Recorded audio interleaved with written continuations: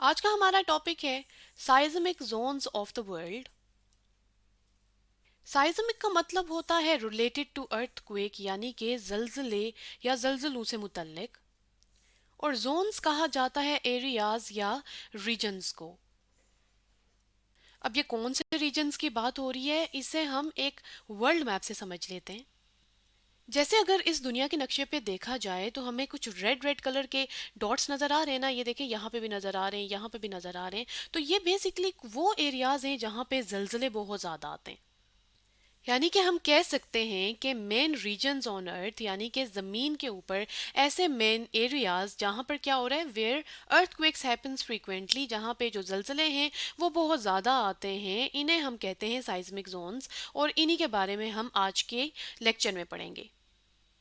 अब जलजले आते क्यों हैं? क्योंकि जो प्लेट्स हैं यानी कि टेक्टोनिक प्लेट्स जब वो हरकत करती हैं यानी उनकी जो मूवमेंट होती है, उस मूवमेंट की वजह से जलजले आते हैं। और ये जो डॉटेड डॉटेड हैं ये वो एरियाज हैं जहाँ पर ज़्यादा जलजले आते हैं।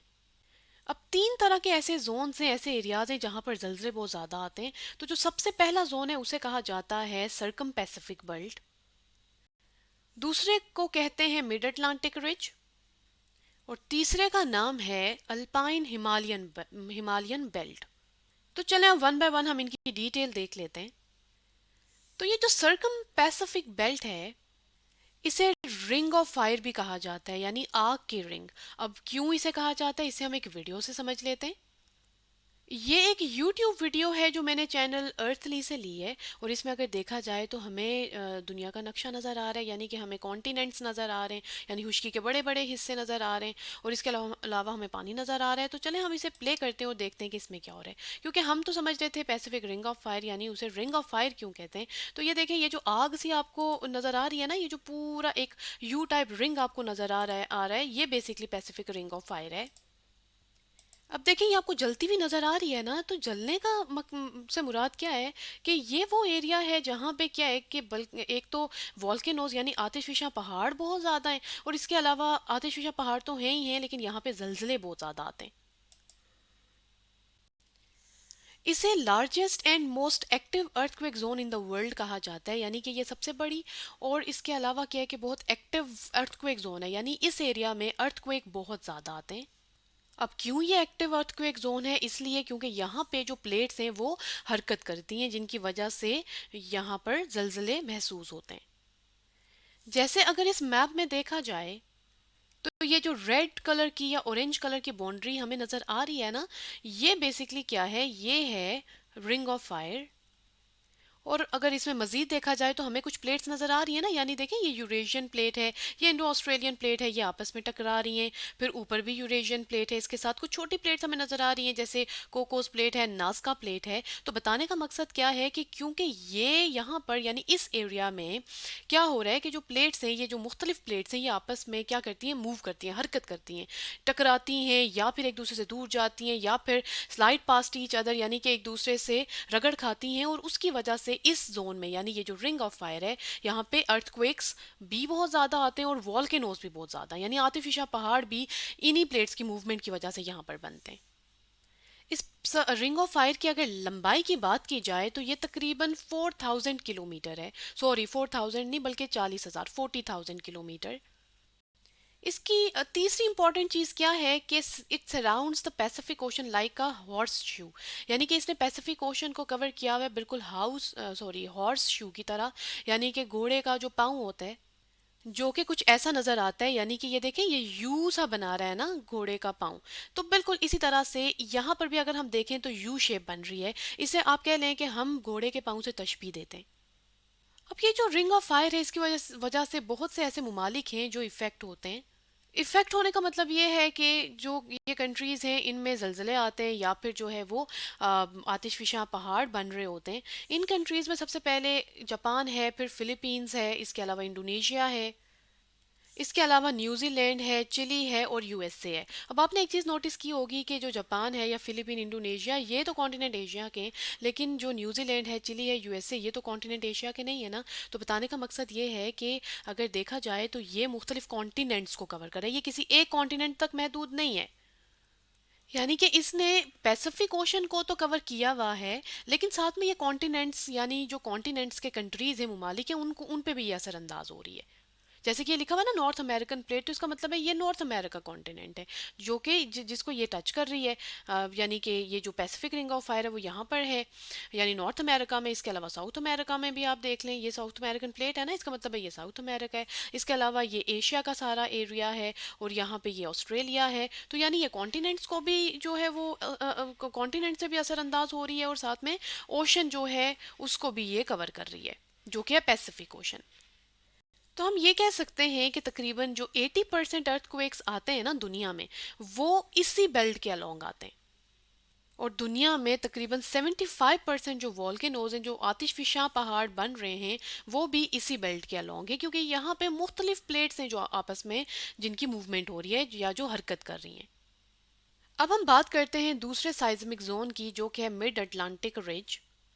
रिज कहा जाता है चोटी को, यानी कि हम ये कह सकते हैं कि an underwater mountain chain, यानी कि जो मिड अटलांटिक रिज है वो क्या है कि जो पानी के अंदर एक बड़ी माउंटेन चेन, माउंटेन रेंज बनी हुई है, जो कि कहाँ पर मौजूद है, ये है in the middle of Atlantic ocean. यानी कि जो हमारे पास है बहरा ओकियानूस, उसके मिडल में ये बनी हुई है, उसके दरमियान में ये बनी हुई है, जिसे अगर हम इस सेटेलाइट इमेज पर देखें तो ये ऊपर से कुछ ऐसी नज़र आती है। अब क्योंकि ये जो है पानी से कवर हुई हुई है, यानी पानी जो अटलांटिक ओशन का है वो इसके ऊपर होता है, इसलिए ये हमें ज़ाहिर है नज़र तो ऊपर से नहीं आती, लेकिन ये क्योंकि सैटेलाइट इमेज है तो उसने इसको कैप्चर किया हुआ है, जिससे हम क्या समझ सकते हैं कि ये एक तो अटलांटिक ओशन के दरमियान में है। दूसरा, इसके अगर इर्द गिर्द हम देखें तो जो कॉन्टिनेंट्स हैं उनमें कौन कौन से हैं, एक तो यूरोप है, इसके अलावा अफ्रीका है, फिर नॉर्थ अमेरिका है और साउथ अमेरिका है, और दरमियान में ये जो रिज है, मिड अटलांटिक रिज, ये बनी हुई है। और ये बनी कैसे है? ये बनी है डाइवर्जेंट बाउंड्री की वजह से, जिसमें होता क्या है कि जो प्लेट्स हैं जब वो मूव करती हैं तो वो कैसे मूव करती हैं कि वो एक दूसरे से दूर चली जाती हैं, और नतीजे में जो माउंटेन रेंज बनी है वो है मिड अटलांटिक रिज। और ये जो एरिया है ये भी काफ़ी एक्टिव है। अब क्योंकि ये जो मिड अटलांटिक रिज है ये बहरा ओकियानूस के दरमियान में है, इसलिए ये किस एरिया को अफेक्ट करती है? मोस्टली आइसलैंड को। अब देखिए ये आइसलैंड है, और ये जो रिज है ये यहाँ से स्टार्ट हो रही है। जैसे अगर हम इस मैप में भी देखें ना, तो ये हमारे पास है ग्रीनलैंड, और ये रिज है। अब देखें ये इसके इसके बिल्कुल साथ साथ, इसके साथ साथ चल रही है, और इसी वजह से ये इसको इफेक्ट करती है। इफेक्ट करने का क्या मतलब है कि जो जलजले हैं या जो आतिशफिशा पहाड़ बन रहे हैं वो फिर इस एरिया को इफेक्ट करती है। यानी जब यहाँ पे प्लेट्स मूव करती है ना, तो इसकी मूवमेंट की वजह से क्या हो रहा है कि यहाँ पर यानी कि आइसलैंड में क्या होता है, जलजले आते हैं। अब जो तीसरा साइस्मिक जोन हम डिस्कस करने लगे हैं, इसे कहते हैं अल्पाइन हिमालयन बेल्ट। इसे अल्पाइन हिमालयन बेल्ट क्यों कहते हैं? क्योंकि यूरोप में एक माउंटेन है जिसे कहते हैं एल्प्स। ये जो बेल्ट है ये साइस्मिक जोन वहीं से स्टार्ट होता है, और फिर ये जो हिमालयन माउंटेन रेंज है, यानी कि जो एशिया में है, फिर ये उस तक फैल जाता है। जैसे अगर हम इस मैप में देखें तो हमें तीन कॉन्टिनेंट्स नज़र आ रहे हैं, यानी कि एशिया, यूरोप और अफ्रीका। और ये जो ग्रीन कलर हमें नज़र आ रहा है ना, जो हाईलाइट हुआ हुआ है, ये बेसिकली ये पूरा बेल्ट है जिसे अल्पाइन हिमालयन बेल्ट कहते हैं। बेल्ट का क्या मतलब है कि लॉन्ग नैरो स्ट्रिप। अब देखिए ये पूरा एरिया जो है वो यानी यूरोप का को भी कवर कर रहा है। स्टार्ट तो ये यूरोप से हुआ, यानी कि यहाँ पे जो एल्प्स माउंटेन है यूरोप में, वहाँ से ये स्टार्ट हुआ, और फिर आगे एक्सटेंड होता होता फिर ये एशिया में एंटर हुआ, और यहाँ पे है हिमालयन माउंटेन्स। और हिमालयन माउंटेन्स भी क्योंकि आगे एक्सटेंड हो जाते हैं, पूरा जो यानी जो एशिया के मुख्तलिफ कंट्रीज़ हैं, नेपाल है, भूटान है, उन सबको कवर करते हुए फिर ये जो इंडियन ओशन है उसका पार्ट बन जाता है। और इसका जो थोड़ा सा पार्ट है वो अफ्रीका में भी एंटर होता है, यानी बिल्कुल ज़रा सा हिस्सा। और ये जो एरिया है ये दो प्लेट्स हैं मेजर, जो हम डिस्कस लास्ट वीडियो में कर चुके हैं, कि जो इंडियन प्लेट है और यूरेशियन प्लेट है ये इस पूरे रीजन में है, और इन्हीं के टकराने की वजह से ये जो बेल्ट है ये बना है। और यही वजह है, यानी ये जो अल्पाइन हिमालयन बेल्ट है, यहाँ पर जो है वो इन प्लेट्स की मूवमेंट की वजह से अर्थक्वेक्स काफ़ी ज़्यादा आते हैं।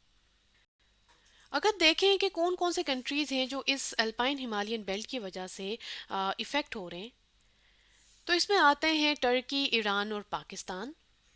इसके अलावा इंडिया, नेपाल और अफ़गानिस्तान भी इसी में आते हैं। यानी कि देखें ये एशिया है, ये बेसिकली हमारे पास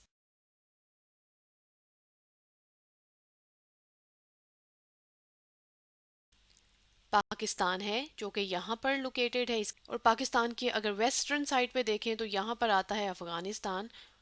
तो ये वो सारे कंट्रीज़ हैं जो इस अल्पाइन हिमालयन बेल्ट की वजह से इफ़ेक्ट हो रहे हैं। और अगर इस बेल्ट की लेंथ की बात की जाए तो ये तकरीबन 15,000 किलोमीटर इसकी लेंथ है।